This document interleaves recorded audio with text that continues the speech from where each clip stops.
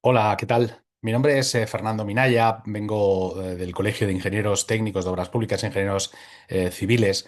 Soy experto en movilidad y seguridad vial y lo primero que quiero dar es la enhorabuena a las personas que están detrás del Comus, que en esta edición del 2026 es un verdadero placer desde nuestro colegio poder compartir conocimiento y formación sobre temas de movilidad que ya hemos realizado en otras ocasiones y con múltiples causas y con el éxito que está teniendo este Comus 2026. Vaya mi enhorabuena a todo el equipo de Comus por la realización de este congreso. Em, Hoy en este caso, he querido dar una visión en la que los ingenieros civiles y los ingenieros técnicos de obras públicas tenemos muchísimas cosas en común, que es el factor humano y la interacción con los elementos de la carretera y el vehículo autónomo. Hemos visto a lo largo de todas las presentaciones sistema, ¿no? Y todos los sistemas novedosos. Estamos hablando del futuro, pero para llegar a ese futuro tenemos que tener una interacción entre medias, ¿no? Y esa interacción pasa por diversos aspectos. Es al fin y al cabo un poco lo que yo con esta presentación pues he querido transmitir y he querido compartir con todos vosotros. Una visión global sobre cuáles son los requisitos que va a demandar el conductor de vehículos en ese proceso de transición en el que ya estamos inmersos, ¿no? Antes de llegar pues a esa visión futurista que vemos en los vehículos autónomos, en el que vemos a una persona sin volante conducir, ¿no? ¿Cuál es la posición desde el punto de vista de seguridad vial que va a tener el conductor en este ámbito? Veremos factores que inciden en la movilidad, los tres factores de la seguridad vial, el factor vía, el factor vehículo y el factor humano, y luego qué demanda se tiene sobre los elementos de movilidad que se encuentran en nuestra carretera. Al fin y al cabo es el escenario donde se produce esta situación. Demanda de la señalización, demanda de los elementos de contención, del propio vehículo autónomo y al fin y al cabo cómo va a cambiar esa posición o ese posicionamiento del propio conductor frente a ese vehículo autónomo. Y partimos, como siempre, desde el punto de vista de movilidad, pues de cuáles son los tres factores que tiene la seguridad vial y la movilidad. Por un lado, el factor humano, que es el elemento crítico, y veremos que es el elemento quizás en el que la monitorización va hacia este elemento. El factor vía, que cambia en este nuevo escenario. Creo que es apasionante y desde el Colegio de Ingenieros Civiles, Ingenieros Técnicos de Obras Públicas, creo que hay que decir mucho sobre qué va a cambiar sobre los elementos de la carretera y, por supuesto, del factor humano, perdón, del factor vehículo, en el que la parte crítica es el mantenimiento. Estamos viendo y estamos asistiendo en estas últimas semanas a que en España y en muchos países el mantenimiento de la vía es uno de los elementos fundamentales. Reflexionaremos sobre cómo puede cambiar este elemento de la carretera para modificar esa interacción con todos los elementos que la movilidad nos transmite. El factor humano, desgraciadamente, tiene un costo inaceptable. Más de 1 millón de muertes globales en el mundo. Es una tragedia real, que se encuentra además como la tercera causa de muerte proyectada ahora mismo de preocupación, ¿no? Y comporta, aparte de los costes, por supuesto, humanos, que son incalculables, pero estamos hablando del 2% del PIB en costo económico, ¿no? Está claro que el eslabón más débil en este ámbito es el conductor.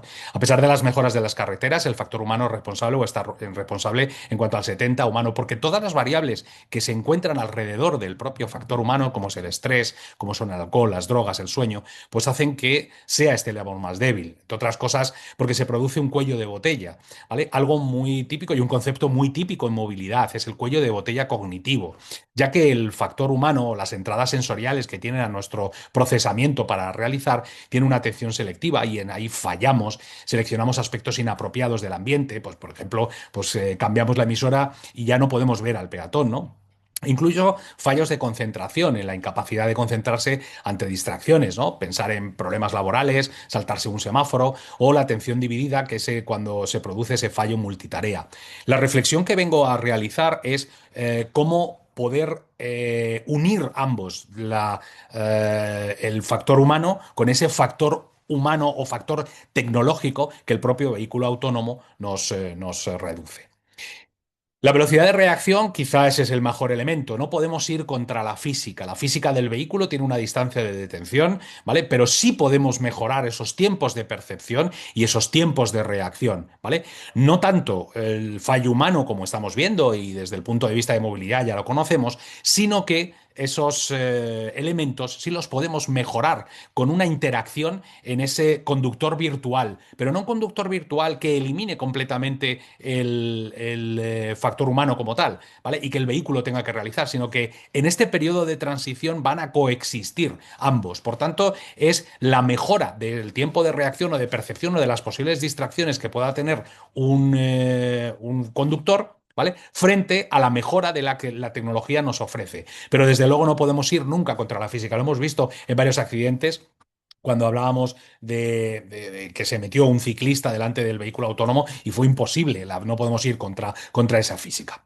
El factor infraestructura tiene que tomar un nuevo papel. No puede ser tiramos en la subbase, tiramos la base, el propio conductor, sino que las smart roads han llegado para quedarse. Desde 300 años antes de Cristo en Roma, donde se planificaban esas vías romanas, ¿vale? Hemos pasado al macadam, en el que ya teníamos esa base, esa subbase, en el que el siglo XX el asfalto y la señalización y la regulación del tráfico formaban parte de esos elementos de movilidad. Ahora al siglo XXI en el que aparecen las smart roads, las carreteras inteligentes. Carreteras inteligentes que son pilares para una movilidad segura y conectada, en el que tienen que tener una serie de características y tienen que empezar a hablar. ¿Con quién? Con el resto de elementos. Con el vehículo, por supuesto, y dentro del vehículo con el conductor. Y dentro del conductor con los sistemas de ayuda a la conducción para que sean fiables y factibles de poder realizar esas acciones. Por ejemplo, infraestructuras en la que tomemos esos datos y que haya carreteras que perdonan. Un concepto que ya hemos hablado en muchos casos y que luego trataremos al final de esta ponencia. Y el factor vehículo está claro como elemento de interactuación. Pasamos de la mecánica pura del siglo XX a los sistemas eléctricos, un funcionamiento analógico, a la computación a bordo, que estamos al final, y ya vamos, ya existe, ya estamos en el vehículo conectados. Sensores, conectividad externas, ya que el vehículo moderno no es un objeto aislado. Tenemos que empezar a ver que hay que fusionar los tres elementos de la seguridad vial para que esa conexión sea ni siquiera bidireccional, sino multidireccional y remota con todo el ecosistema que se produce en la vía, en la carretera. Recordemos que ese nivel 2, ese nivel 3, esos niveles que pasan de ser automatización parcial por parte del conductor al nivel 3, que es condicional, en el que ya el sistema conduce, vigila al humano, interviene en unas fases de emergencia, ¿vale? Esos niveles 2 y 3 que son los que esa puerta se nos abre en cuanto a la parte de movilidad.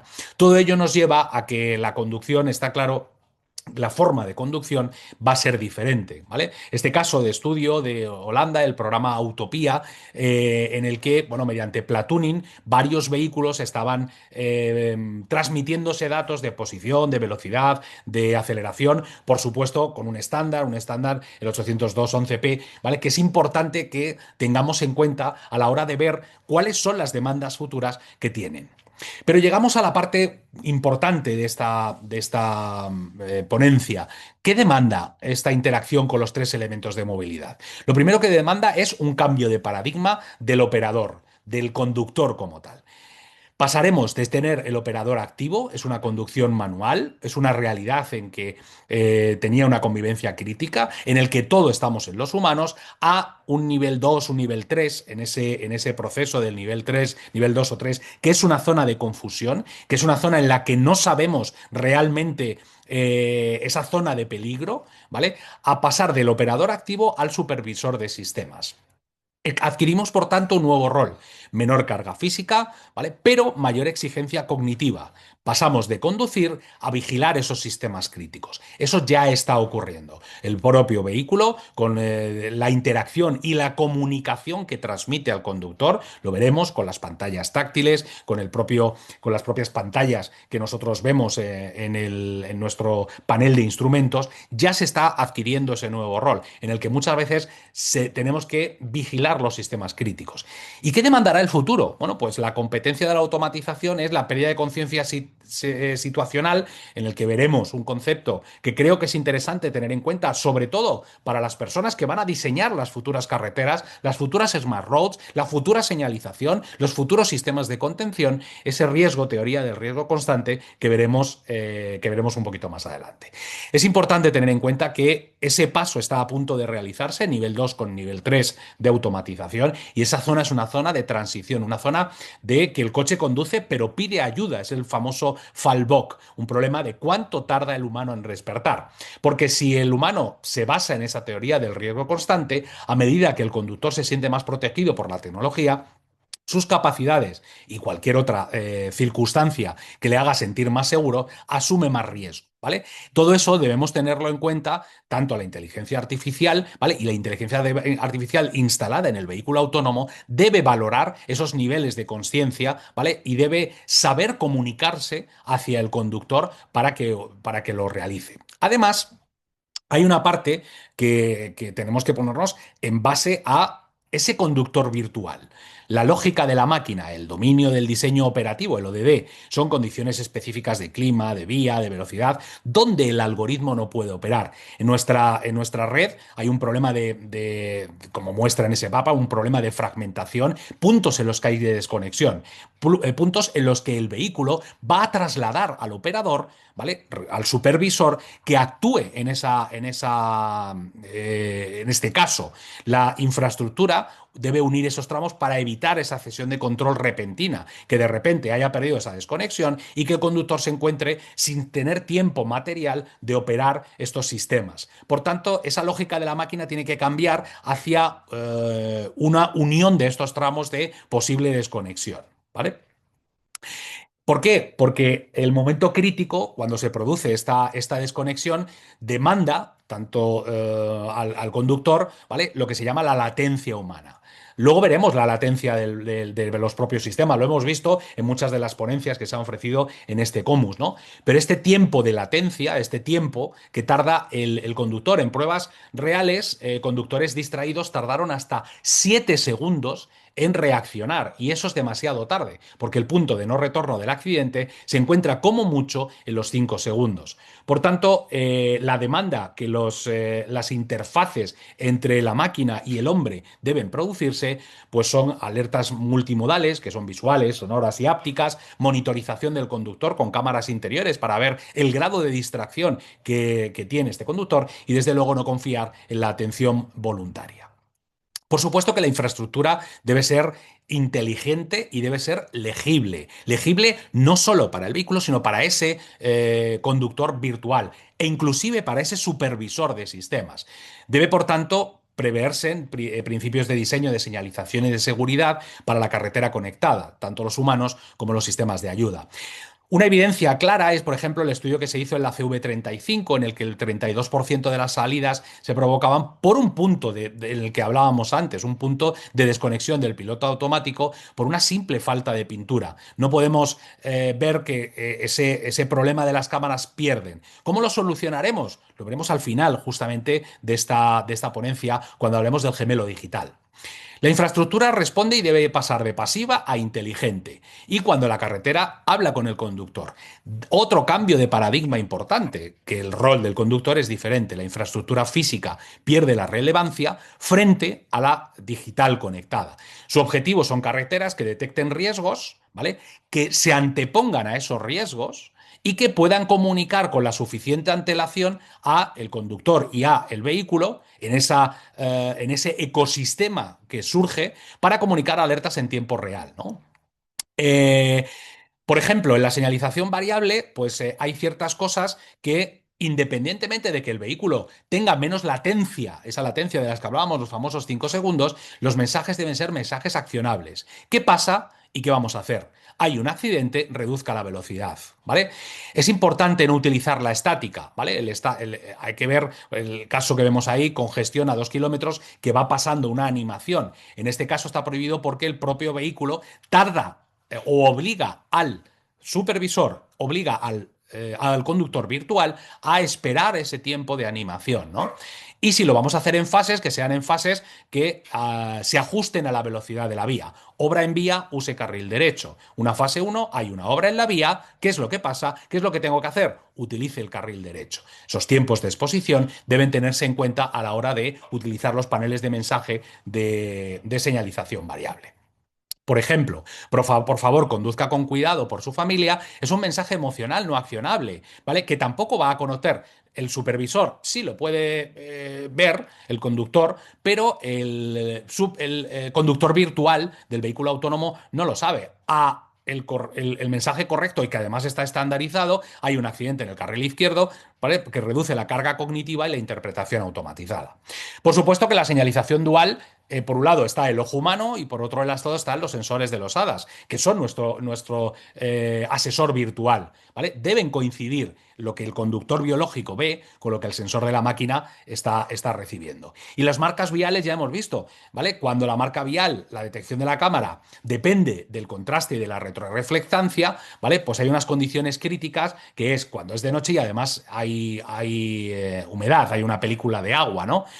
Aparte de que el mantenimiento preventivo debe definir cuáles son los umbrales numéricos, ¿vale? No reemplazar para que solamente lo vea el conductor, el operador virtual, el conductor normal, sino que también esos umbrales, cuando ya las hadas no están detectadas, como veíamos el caso de la CV35. Otro efecto que se está hablando mucho y que yo creo que abro el debate para poder realizar son el organismo autosuficiente, las carreteras autorreparables. Gastamos una barbaridad en mantenimiento, pero dependemos de ese mantenimiento, de que alguien inicie ese mantenimiento. Si ya las propias carreteras son pavimentos, aparte de pavimentos fotovoltaicos con carga inductiva que tienen materiales piezoeléctricos, ¿vale? Si además está dotado de una serie de microcápsulas que sean autorreparables, porque esa energía química nos está indicando, ese elemento químico nos está indicando que aquí se ha perdido la continuidad de la capa de la rodadura, es importante. Ya no dependeremos de un mantenimiento, sino la propia carretera hace mantenimiento. Esto que implica una inversión mayor, y esa inversión mayor nos lleva a que ese mantenimiento pues también sea mayor. En cuanto a los elementos de la vía, también la geometría y la estandarización es importante, ¿no? Hay que ver cuál es el ángulo para que la cámara esté vigilando y esté analizando, evitando oclusiones y ángulos externos. Y por supuesto, que exista una coherencia de sincronización entre la infraestructura y el vehículo. Es decir, que el canal en el vehículo debe coincidir, perdón, con la señalización física. Para eso, pues utilizar plataformas como C-Roads y mensajes estandarizados. Por supuesto que la interfaz del vehículo, la información, debe presentarse primero de forma estable, tanto en las pantallas, ¿vale? Para minimizar la distracción, pero que dentro del panel de instrumentos debe presentarse de forma estable y clara, porque si no, no mantendrá la confianza del conductor. Y en cuanto a los trazados de nuestras carreteras, deben mantenerse transiciones suaves, con consistencia, es importante, algo que hemos dicho en infinidad de ocasiones, trazados consistentes, evitar sorpresas o cambios bruscos o reducir la demanda de atención cuando estamos hablando de tiempos cortos. Y en cuanto a los sistemas tangibles, el caso de los sistemas de contención, pues es importante que estos sistemas de contención también hablen con el vehículo, mediante avisos inmediatos a los servicios SICOL, comunicación de los vehículos o monitorización del propio clima. Porque la inteligencia requiere gobierno y los datos hay que retirar rápidamente un centro de control, como es, por ejemplo, la DGT 3.0, ¿vale? Para que los mensajes sean unos mensajes lógicos. Y ese mantenimiento con el activo, utilizando la gestión de activos basados en umbrales de rendimiento, que no sea solo estético, que si hay una oclusión física, ¿vale? Haya una limpieza de sensores, un control de vegetación y un mantenimiento en lo que son los terminales de la barrera.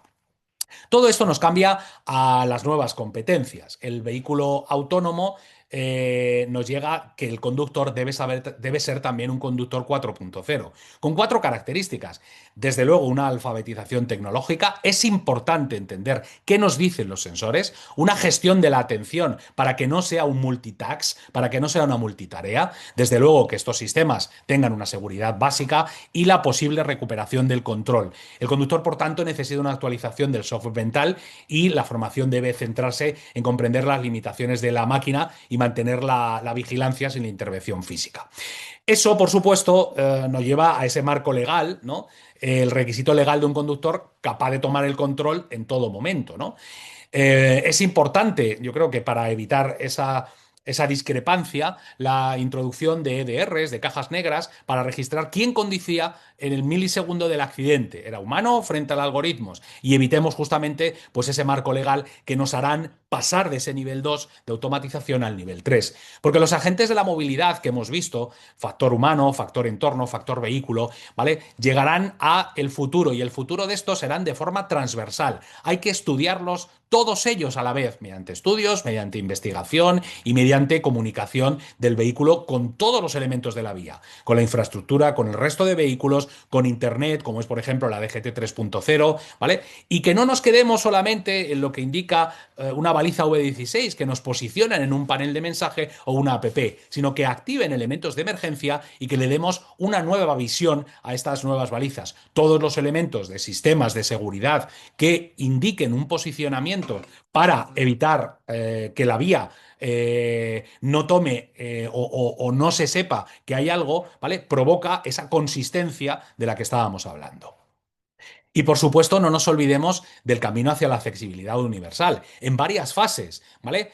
Cuando nosotros estemos diseñando estas futuras Smart Roads, cuando estemos viendo cuáles son los sistemas que tienen que interactuar con el vehículo, hay una fase de diseño universal, aplicando los 7 principios de diseño universal, ¿vale? Que haya unos hitos tecnológicos fundamentales, ¿vale? Personas con discapacidad auditiva que puedan interactuar con la máquina de manera visual, personas con disminución de la capacidad visual que sí puedan estar manejando, porque es el vehículo quien maneja, pero le demanda al conductor qué es lo que quiere realizar. Por supuesto que la accesibilidad física y a la infraestructura, el propio vehículo autónomo, debe producirse mediante la utilización de embarques para personas con movilidad reducida, ¿vale? Y por supuesto una consolidación legal y social que está muy clara. La realidad es que en la actual estamos muy lejos. España aparece en los últimos puestos del ranking en cuanto a desarrollo tecnológico necesaria de esas Smart Roads. Hay una fibra óptica por parte de la DGT de 13.000 kilómetros y 10.000 unidades de dispositivos de monitorización. ¿Dónde está el futuro de todo esto? Bueno, pues en el gemelo digital. Este gemelo digital, que para mí creo que es importante, en el que la geometría, la topología, los datos constructivos que tiene la vía, ¿vale? Lo interrelacionamos con el contexto GIS de sistemas de información geográfica, donde nos da un contexto territorial espacial macro, dando una herramienta de gestión holística y acoplamiento físico virtual. Este acoplamiento hace que en casos de desconexión el propio gemelo digital pueda utilizarse o pueda tomar esos datos para seguir este proceso de conducción. Y terminamos yo creo que es una conclusión hacia esa visión cero. La visión cero, esa seguridad vial de ese visión cero, pasa por una infraestructura adaptada, una infraestructura que habla, un vehículo autónomo en que la tecnología tiene que adaptarse a la accesibilidad, a los nuevos sistemas de los elementos de la vía, ¿vale? Biondas inteligentes, sistemas de contención inteligentes, estructuras dentro de la vía, señalización que ya tome en consideración los nuevos paradigmas tanto del conductor como del conductor virtual que va a pasar. Más, desde luego, un conductor formado que ese analfabetismo tecnológico pase por ver los nuevos elementos de la vía. Creo que es un reto importante en el cual ingenieros, personas de movilidad, empresas, estamos en este ámbito, pues teniéndolo muy en cuenta. El asfalto creo que ha cobrado vida. Es el momento de seguir hablando y de seguir avanzando. Quiero dar las gracias al Comus por esta oportunidad que nos han dado, pues para, bueno, pues hacer esta reflexión sobre ese futuro de la infraestructura. Espero que haya sido de vuestro agrado. Aquí podéis tener mis datos para contactar y me vuelvo a reiterar en gracias al Comus 2026 que ya estamos preparando para en ese 2028 hablar sobre infraestructura y cómo ha cambiado en esta situación. Muchísimas gracias y muy buenas. Espero que disfrutéis de todas las ponencias del Comus.